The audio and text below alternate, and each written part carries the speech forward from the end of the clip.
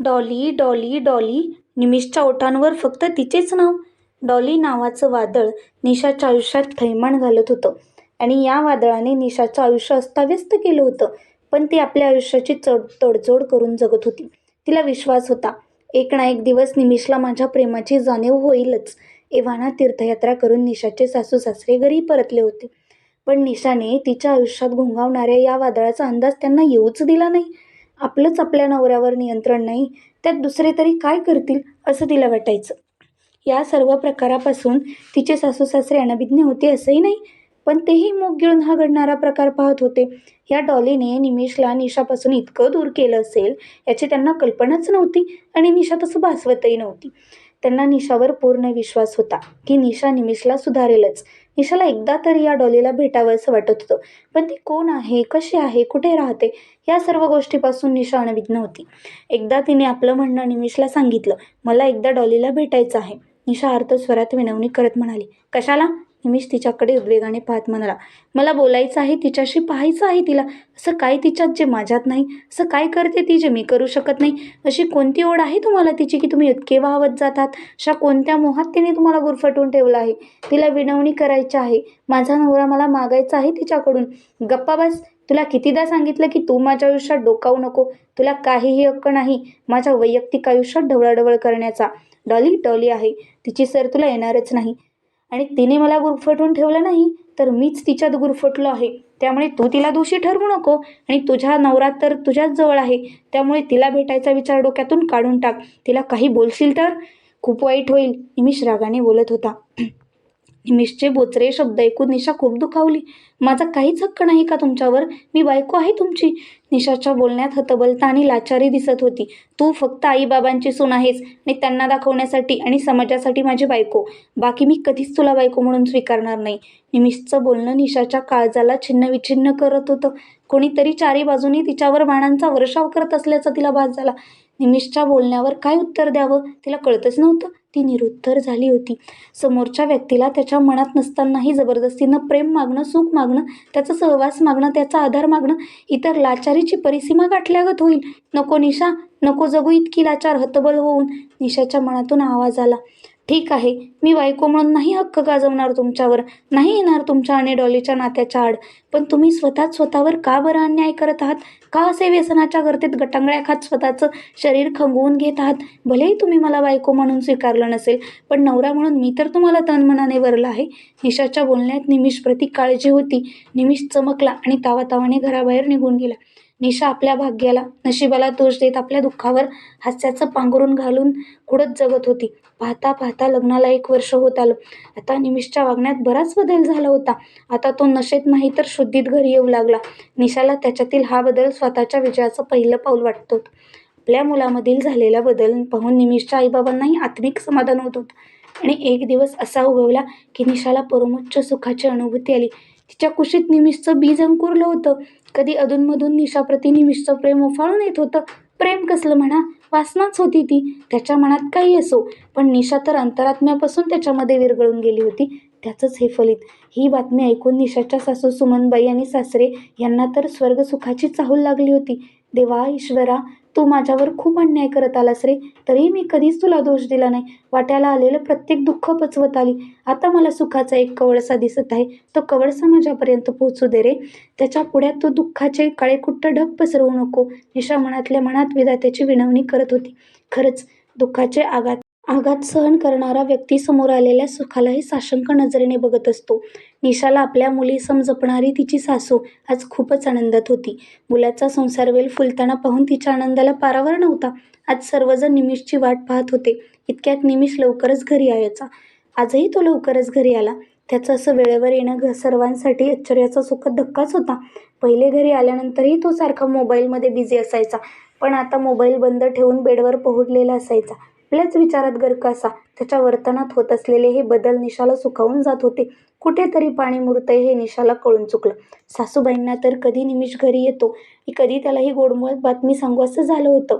निमिष दारात येताच सासूबाई अधीर होऊन आपल्या दोन्ही हातांचा विळखा त्याच्या कमरेवरती घातला. अरे निमिष, मी आजी होणार आहे आणि तू बाबा. सुमनबाईंच्या डोळ्यातून आनंदाश्रू वाहत होते. निमिष चमकला. त्याच्या चेहऱ्यावर कुठलेच भाव नव्हते. त्याने नाराजीचा एक कटाक्ष बाजूलाच उभ्या असलेल्या निशाकडे टाकला. आईचे हात बाजूला सारून तो तडक आत निघून गेला. ही गोड बातमी ऐकून निमिषला आनंद होईल, पण इथे तर आनंद तर दूरच, प्रेमाचा एक कटाक्षही वाट्याला आला नाही. निशाचं मन आतल्या आत विव्हळत होतं. मुलाचं असं विसंगत वागणं सुमनबाईंनाही जाणवत होतं, पण त्यांनी त्याकडे कानाडोळा केला. कारण आता निमिषला काही बोललं तर पुन्हा जुने वाद उफाळून येतील अशी त्यांना जास्ती होती आणि निशावर त्यांचा पूर्ण विश्वास होता. आज तर निमिष पूर्ण शुद्धीत होता. जेवणं उरकून सर्व आपापल्या रूममध्ये गेले. निमिषला निशाशी बोलायचं होतं. कुठून सुरुवात करावी याचाच तो विचार करत होता. निमिषले आपली प्रेमाने चौकशी करावी असं निशाला अपेक्षित होतं. थोडा वेळ दोघंही एकमेकांशी काहीच बोलले नाही. निमिषने पाठमोऱ्या झोपलेल्या निशाकडे नजर फिरवली. निशा, निमिष हळूच म्हणाला. निशा त्याच्याकडे न पाहताच उद्गारली. मी काय म्हणतो? निमिष अडकळत बोलत होता. बोला ना, इकडे माझ्याकडे बघ ना. त्याची गोड अर्जव ऐकून निशा वितळली. तिने त्याच्याकडे तोंड केलं आणि त्याच्या नजरेत नजर भिडवून त्याच्याकडे पाहू लागली. निशा, आपल्या लग्नाला आत्ताच 1 वर्ष झाले. कशाला हवं गं आपल्याला इतक्या लवकर बाळ? थोडं आयुष्य व्यवस्थित स्टेबल तर होऊ दे. निमिष तिच्यापासून नजर चोरत बोलत होता. हा युक्तिवाद ऐकून निशा तर संभ्रमातच पडली. निशाला वाटले, निमिष आपली प्रेमाने चौकशी करेल, आपल्याला काय आवडते हे विचारेल, होणाऱ्या बाळाबद्दल, त्याच्या भविष्याबद्दल काहीतरी प्लॅन करेल. आपली वंशवेल बहरताना पाहून त्याला त्याच्या पुरुषत्वाचा अहंकार वाटेल.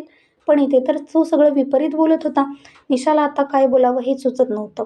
ती निशब्द होऊन छताकडे एकटक पाहत होती. मी काय म्हणत आहे तुझ्या लक्षात येत आलं का निशा? निमिषचा आवाज चढला होता. त्याच्या आवाजाने ती भानावर आली आणि बेडवरून उठून ती खिडकीजवळ जाऊन उभी राहिली. मग आता काय करायचं? मला नको आहे हे बाळ. आपण उद्या डॉक्टरांकडे जाऊन. निशा वायुवेगाने त्याच्याजवळ गेली आणि आपल्या दोन्ही हातांनी त्याचे तोंड दाबून धरले आणि शरीरात त्राण नसलेला देह खाली कोसळावा तशी ती निमिषच्या पायाजवळ कोसळली. नाही, नाही, नाही, मी असं कदापि करणार नाही. माझं बाळ आहे ते. त्याला जगात आणणं, त्याला हे जग दाखवणं एक स्त्री म्हणून हे माझं कर्तव्य आहे. नका हो असं करू. नका हा आनंद माझ्यापासून ओरबाडून घेऊ. नका माझ्या मातृत्वाचा हक्क. आजपर्यंत मी तुमच्याजवळ काहीच मागितलं नाही. आज भीक मागते. या कोवळ्या जीवाला माझ्या उदरातच नका हो कुस्करून टाकू. तिच्या डोळ्यांमधून अश्रूंचे पाट वाहू लागले. तिच्या चांगुलपणाची परिसीमाच होती. आपला देह निष्प्राण निमिषच्या पायाजवळ पडली. निमिषने तिला उठवले. हे बघ, मला असं भावनिक ब्लॅकमेल करायचं नाही. मी तुला अजूनही माझी बायको म्हणून स्वीकारलं नाही. त्यामुळे एक बायको म्हणून तुझा माझ्यावर काहीही हक्क नाही. आईबाबांना वाईट वाटू नये म्हणून मी तुला घरात ठेवलं आहे. नाहीतर कधीच घराबाहेर काढलं असतं. राहायचं असेल तर माझी मर्जी सांभाळावी लागेल, अन्यथा. निशाने बेडरूमचे दार उघडले. तडक घराबाहेर निघाली. कुठे निघालीस? निमिषचे डोळे आग ओकत होते. कोणत्या हक्काने तुम्ही मला हा प्रश्न विचारता आहात? आता निशाही बिथरली होती. जर मी तुमची बायको नसेल तर तुम्ही माझा नवरा कसे काय? निशा आता न घाबरता बोलत होती.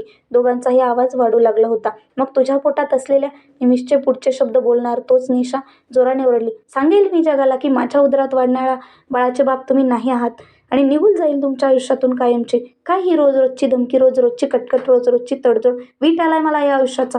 नको मला तुमचं वैभव, नको मला तुमची श्रीमंती आणि सुबत्ता. निशाने इतक्या रात्रीच आपली बॅग भरली आणि तिचा आज आत्मसन्मान खऱ्या अर्थाने दुखावला. आता निमिषला दरदरून घाम फुटला. आपलेच फासे आपल्यावर उलटे पडले याची जाणीव झाली.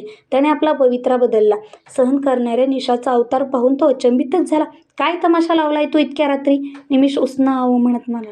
कोण तमाशा लावते? मी तमाशा लावलाय की तुम्ही? निशाच्या संयमाचे सारे बांध तुटले होते. त्यामुळे ती आता न कचरता आणि न घाबरता बोलत होती. कुठे जाणार? निमिषच्या बोलण्यात आता सौम्यता आली होती. जाईल कुठेही. माझं आणि माझ्या होणाऱ्या बाळाचं संगोपन करण्याइतकी बळ आणि धाडस आहे माझ्यात. निशा, शांत बस आता. आईबाबांना आवाज जाईल तर पुन्हा नवे वाद निर्माण होतील. त्याने तिच्या जवळची बॅग ओढून घेतली. घराच्या बाहेर तू पाऊल तर टाकून बघ, असं म्हणत निमिष बेडवर येऊन निश्चित पडला. निशाला आज स्वतःच्या शक्तीची जाणीव झाली आणि निमिषचा बदललेला रवैया पाहून ती मनातून सुखावली.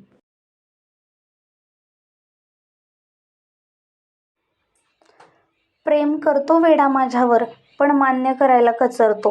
द्विधा मनस्थिती झाली आहे त्याची.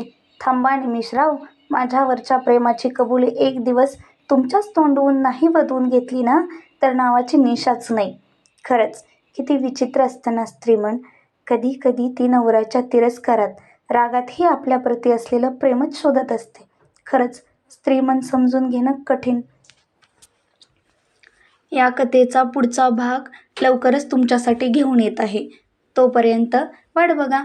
आणि ही कथा तुम्हाला कशी वाटते कमेंटद्वारे नक्की सांगा. आणि अजूनही तुम्ही आपल्या चॅनलला सबस्क्राईब केलं नसेल तर लाईक, शेअर आणि सबस्क्राईब करा. Thanks for watching. थँक्यू.